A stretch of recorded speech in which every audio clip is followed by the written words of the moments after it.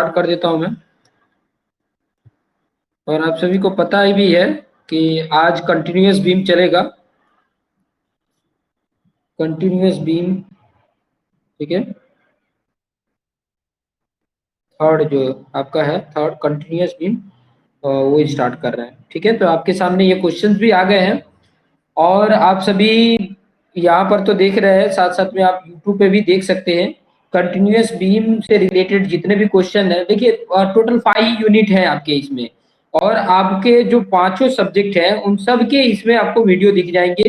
तो अभी एक सब्जेक्ट पकड़े हैं स्ट्रक्चर मैकेनिक्स 1, उसके बाद से बाकी जो है एडवांस सर्वे है, चाहे बेसिक ऑफ ट्रांसपोर्टेशन इंजीनियरिंग है, चाहे सॉइल मैकेनिक्स है, चाहे वाटर रिसोर्सेज मैनेजमेंट है, वो सभी के आपको लेसन वाइज वीडियोस मिल जाएंगे। ठीक है, लेसन वाइज आपको मिल जाएंगे। तो चलिए ये वाले जो कंटिन्यूअस बीम है उससे रिलेटेड क्वेश्चन को देख लेते हैं। तो यहाँ पर क्वेश्चन आप देखेंगे, क्वेश्चन जो दिए गए हैं वो क्वेश्चन को हम वन बाय वन करके देख लेते हैं। यहाँ पे क्वेश्चन क्या बोला है कि a beam which is supported on more than 2 support, उसी बीम को बोला जाता है कंटिन्यूअस बीम। क्या बोला जाता है? मोर देन 2 सपोर्ट होते हैं तो उस बीम को क्या बोला जाता है? कंटिन्यूअस बीम बोला जाता है। ओके, नेक्स्ट क्वेश्चन की तरफ आगे बढ़ते हैं। Which of the following dam is also known as a multi span beam. तो मल्टी स्पान बीम भी किसको बोला जाता है? मल्टी स्पान किस में आ जाता है? कंटिन्यूअस बीम में ही आता है, तो कंटिन्यूअस बीम आ जाता है। देखिए किस तरीके से घुमा घुमा के क्वेश्चन पूछेगा। ठीक है, तो ऐसे घुमा के क्वेश्चन पूछ सकते हैं। तो ये चीजें आपका प्रेजेंस ऑफ माइंड आपको देखते रहना है कि कंटिन्यूअस बीम एक्चुअली किसको बोला जाता है। ये सब चीजें तो डिटेल में मैंने जो मेरा लेक्चर वाला वीडियो देखे होंगे तो आप लोग को आइडिया होगा। नेक्स्ट क्वेश्चन देख सकते हैं कि कंटिन्यूअस बीम इज कौन सा है? स्टैटिकली इनडिटरमिनेट बीम है। ये चीजें ऑलरेडी आप पढ़ चुके हो, स्टैटिकली इनडिटरमिनेट बीम है, क्योंकि इसके अननोन फोर्सेस जो स्टैटिक इक्विलिब्रियम कंडीशन है उससे ज्यादा है, जिसकी वजह से ये स्टैटिकली इनडिटरमिनेट बीम होता है। ठीक है, जो स्टैटिकली इक्विलिब्रियम कंडीशन है ये तीन ही है, summation H equal to zero, summation V equal to zero और summation M equal to zero. लेकिन आप कंटिन्यूअस बीम में अगर देखोगे इस तरीके का ही होता है ना कंटिन्यूअस बीम। तो यहाँ पर देखोगे तो ये तीन सपोर्ट हो गए। पहले तो मान लो ये ए है, ये बी है, ये सी है। एक तो आर ए हो गया, आर बी हो गया, आर सी हो गया, ये नहीं पता है। प्लस उसके साथ साथ ये जो बीच वाला उसको उसको एज ए हम फिक्स कंसीडर करते हैं, तो वहां पे मूवमेंट भी तो होगा, ये मूवमेंट भी है रिएक्शन में। तो कितने रिएक्शन हो रहे हैं? 1 2 3 4, 4 हो रहा है। मतलब यहाँ तीन ही है और 4 अननोन है, तो 4 अननोन में चौथा वाला तो फाइंड नहीं हो पाएगा, तो इसीलिए उसको स्टैटिकली इनडिटरमिनेट भी बोलते हैं। और इसको सॉल्व करने के लिए ये तीन से आप सॉल्व नहीं कर पाओगे, आपको सॉल्व करने के लिए अनदर इक्वेशन की जरूरत पड़ेगी। और आपको पता है कि कंटिन्यूअस बीम में अनदर इक्वेशन सॉल्व करने के लिए दो है मेथड, एक तो क्लैपेरेंस मेथड भी है और दूसरा है मोमेंट डिस्ट्रीब्यूशन मेथड। ये दोनों मेथड है, और भी कई सारे मेथड है, लेकिन ये दो मेथड नॉर्मली ज्यादा यूज में लिए जाते हैं। ठीक है, चलिए नेक्स्ट क्वेश्चन की तरफ आगे बढ़ते हैं। In deflection of a continuous beam when loaded there will be convexity upward over dash support. किस सपोर्ट पे कन्वेक्सिटी आएगी? ठीक है, कंटिन्यूअस बीम है और उसमें डिफ्लेक्शन हो रहा है, और किस तरीके से होता है? कन्वेक्सिटी अपवर्ड हो रहा है। कन्वेक्स मतलब इस तरीके का जो होता है ना, कन्वेक्स होता है, इस तरीके का कन्वेक्स होता है। कन्वेक्सिटी मतलब ऐसे हो रहा है, तो ऐसा कौन से आपको देखने को मिलेगा? जैसे इस तरीके का कंटिन्यूअस बीम है, ये आपका कंटिन्यूअस बीम है, तो आपको कहाँ पे देखने को मिलेगा? देखो यहाँ पर तो ऐसे देखने को मिलेगा, यहाँ पर ऐसे, तो ये बीच का लोड है यहीं पे देखने को मिलेगा ना, इस तरीके का, इस तरीके का। तो आपका इंटरमीडिएट आपका आंसर राइट हो जाएगा। Intermediate is the right answer. ठीक है, बेंडिंग अगर देखोगे तो यहाँ पर ये सपोर्ट पे ऐसा दिखेगा, इस पे ऐसा दिखेगा, ये बीच वाला ही मीडियम है, इस पे ये ऐसा देखने को मिल सकता है। ठीक है, तो ये चीजें आप ध्यान में रख सकते हैं। नेक्स्ट क्वेश्चन देखेंगे। If and support of a continuous beam is fix, ठीक है, फिक्स है, तो बेंडिंग मोमेंट जो होगा will be dash at the support. Bending moment की बात कर रहा था, बेंडिंग मोमेंट कितना होगा? प्रोड्यूस होगा, फिक्स पे प्रोड्यूस होता है, और जगह पे जैसे सिंपली सपोर्टेड है तो वहां पे बेंडिंग मोमेंट प्रोड्यूस नहीं होता है। ये चीजें ध्यान में रखेंगे। ठीक है, bending moment produce fix and पे ही होता है, सिंपली सपोर्टेड वाला जो एंड होगा वहां पर नहीं होगा। ये चीजें ध्यान में रखेंगे। If the end support of the continuous beam is simple, the bending moment will be, bending moment क्या होगा? नहीं होगा ना, नॉट प्रोड्यूस, वहां होगा ही नहीं, सिंपली सपोर्टेड पे। अभी मैंने बताया इसके प्रीवियस वाले में। नेक्स्ट क्वेश्चन देख सकते हैं। इफ अ कंजुगेटेड बीम है, ठीक है, कंजुगेटेड बीम है end support and the end support are fix, ठीक है, then the same equation as n are needed to find the moment on the support. This equation is derived from the successive span AB, BC, BC, CD और CD, DE. This theorem is called as a, ये theorem किसमें use किया था? क्लैपेरेंस theorem में use किया जाता है। तो क्लैपेरेंस theorem याद कर लेंगे, ठीक है, क्लैपेरेंस theorem याद रख लेंगे कि जब ये कंडीशन लेके किया जाता है तो क्लैपेरेंस theorem, इसको थ्री मोमेंट भी बोला जाता है, theorem of three moment, Clapeyron's theorem of three moment भी बोला जाता है। नेक्स्ट 8 नंबर का क्वेश्चन देख सकते हैं कि विच of the following equation is theorem of three moment. तो आपको ऑलरेडी पता है कि ये कौन से यूज होता है। तो पहले में L1 होता है, दूसरे में L1 प्लस L2 होता है, फिर तीसरे में L2 होता है, ठीक है। और 6 7 ये आई थिंक मेरे ख्याल से देखिए यहाँ पर देखिए दो ही मोमेंट एक में होते हैं। यहाँ पर अगर पहले वाले में देखोगे तो MB MA MC तीन है, यहाँ पे MC MB यहाँ पे भी तीन है। यहाँ पर आप देखोगे तो हाँ तीन तो रहते हैं, लेकिन सीरीज में कौन सा जा रहा है तो सी ऑप्शन में जा रहा है, ठीक है, सीरीज में, ठीक है। सीरीज में आप देखोगे तो MA पहले, फिर बाद में 2MB, फिर बाद में MC, ये चीजें देख सकते हैं, ओके। तो C option is the right answer. आप लोगों ने अगर क्लैपेरेंस पढ़ा है तो यहाँ पर ये आपको समझ में आ जाएगा। Next, the moment required to produce a unit slope near the end of the beam is called dash of the beam. तो उसको क्या बोला जाता है? स्टीफनेस बोला जाता है, ठीक है। the moment required to produce a unit slope near the end of the beam, end of the beam के नियर में जो स्लोप होता है उसको बोला जाता है स्टीफनेस, ठीक है। तो क्या बोला जाता है? Stiffness is called the stiffness of the beam. Next stiffness, अभी स्टिफनेस क्या है?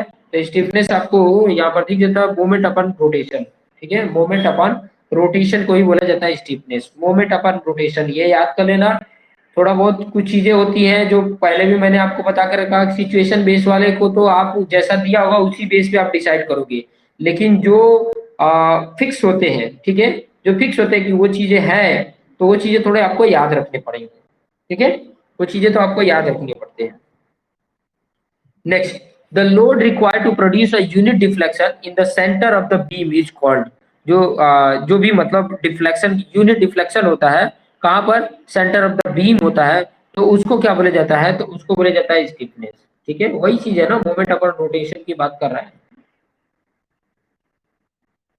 या लोड अपन डिफ्लेक्शन। फिर उसके बाद से आ जाता है स्टिफनेस, तो उसका देखो दूसरा भी अब आपके पास आ गया, डिफ्लेक्शन अपन लोड, ठीक है, लोड अपन डिफ्लेक्शन जो मैं बोल रहा था, लोड अपन डिफ्लेक्शन भी होता है। ये चीजें ऑलरेडी मैंने बताया भी है, जो स्टार्टिंग चैप्टर किया था तो उसमें ऑलरेडी मैंने एक्सप्लेन करके रखा है, दोनों मैंने पॉइंट बताए हैं। और किसमें बताया है? मैंने जो लेक्चर वाले वीडियो है मेरे प्लेलिस्ट में जाके देख सकते हैं, स्ट्रक्चर मैकेनिक्स से जो लेक्चर वाले वीडियो उसमें मैंने एक्सप्लेन किए दोनों पॉइंट, स्टिफनेस के दोनों, मोमेंट अपन रोटेशन और लोड अपन डिफ्लेक्शन दोनों मैंने बता के रखे हैं, ये चीजें आप देख सकते हैं। फिर deflection produce per unit load, यहाँ पे ध्यान से समझिएगा, deflection produce per unit load, यहाँ पर डिफ्लेक्शन अपन लोड है तो उसको क्या बोला जाता है? तो उसको बोला जाता है, देखो स्टिफनेस का जस्ट इनवर्स होता है फ्लेक्सिबिलिटी, तो यहाँ पर इनवर्स हुआ है ये जो डेफिनेशन में बोल रहा है, तो इसको फ्लेक्सिबिलिटी बोला जाता है। फ्लेक्सिबिलिटी जो होता है वन अपन स्टिफनेस होता है, या stiffness equal to one upon flexibility होता है। ये चीजें दिमाग में बैठा लेना, ठीक है, ये चीजें आप दिमाग में बैठा लो, आपको याद में रहेगा, ध्यान में भी रहेगा। नेक्स्ट क्वेश्चन फ्लेक्सिबिलिटी, फ्लेक्सिबिलिटी वही चीज उल्टा, ठीक है, डिफ्लेक्शन अपन लोड कर लो, उसका इनवर्स होता है तो उसका इनवर्स कर लो, ठीक है, जो स्टिफनेस का है वैसी का इनवर्स कर लो, वो फ्लेक्सिबिलिटी हो जाता है। Next, if the span of the beam is more, span अगर ज्यादा है तो स्टिफनेस क्या होगा? तो स्टिफनेस उसका लेस होगा, ठीक है, स्टिफनेस क्या होगा? लेस होगा। अगर स्पान का लेंथ जो है, ठीक है, वो ज्यादा होता है तो स्टिफनेस क्या होगा? स्टिफनेस आपका लेस होगा। ये चीजें दिमाग में बैठा लेना, स्टिफनेस क्या होगा? लेस होगा। नेक्स्ट क्वेश्चन की तरफ आगे बढ़ते हैं। नेक्स्ट क्वेश्चन क्या बोल रहा है? If the cross section of the beam is too large, cross section की बात कर रहा है, ठीक है। क्रॉस सेक्शन क्या होता है? जैसे मान लीजिए कि ये बीम है, ठीक है, ये बीम है तो यहाँ से कट कर दिए, तो यहाँ से अगर इसका सेक्शन देखोगे तो ये क्रॉस सेक्शन आ गया है। ये वाला जो एरिया की बात कर रहा है अगर लार्ज है, the moment of inertia will be dash so that stiffness, तो मोमेंट ऑफ इनर्शिया क्या होगा? ठीक है, मोमेंट ऑफ इनर्शिया यहाँ पर इंक्रीज करेगा, सीधी बात है इंक्रीज करेगा।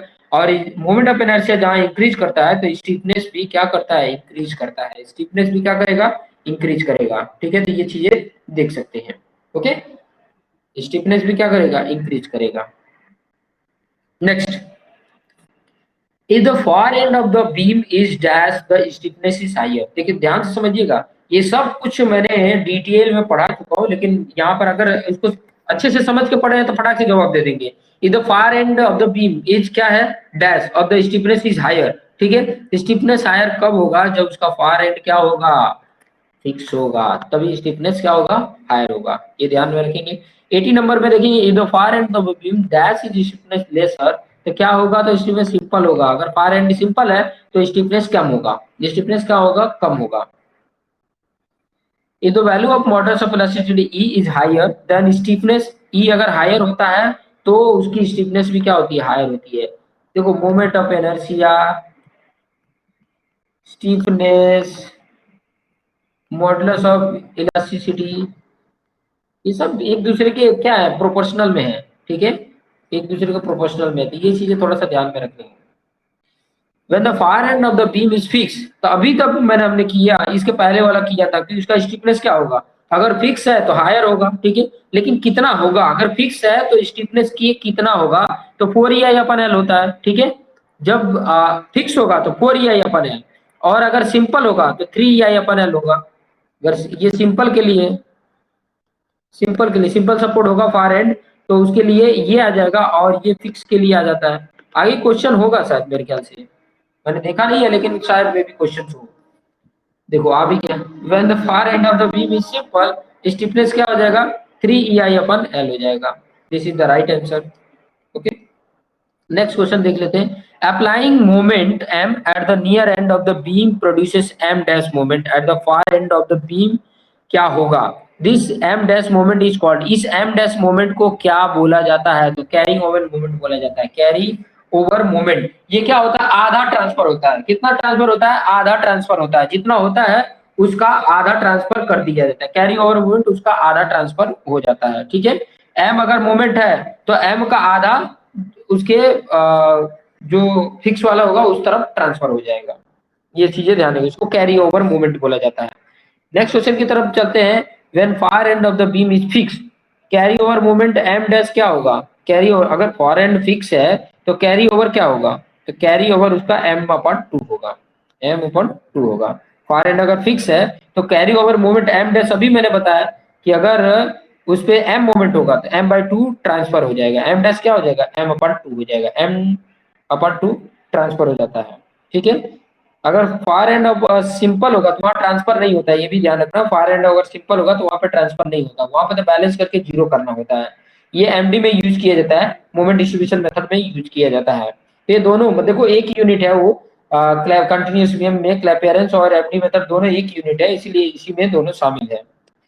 Next question, when far and beam simple, carry over moment क्या होगा, जीरो होगा। ऑब्वियसली उधर कैरी कुछ नहीं करते हैं। ठीक है, सिंपल पे वहां पे कैरी ओवर कुछ नहीं होता है, ये ध्यान में रखेंगे।